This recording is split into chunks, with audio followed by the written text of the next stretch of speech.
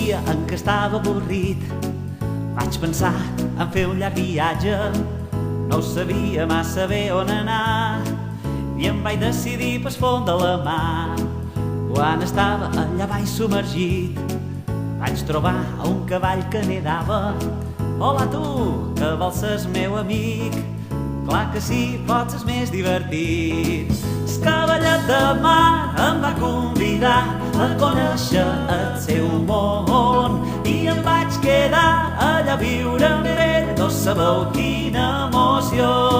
El cavallet de mar em va convidar a conèixer el seu món i em vaig quedar allà a viure amb ell. No sabeu quina emoció.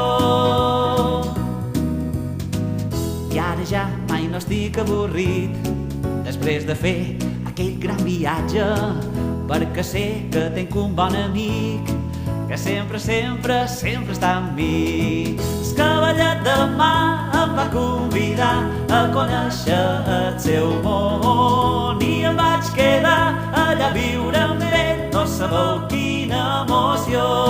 El cavallet de mar em va convidar a conèixer el seu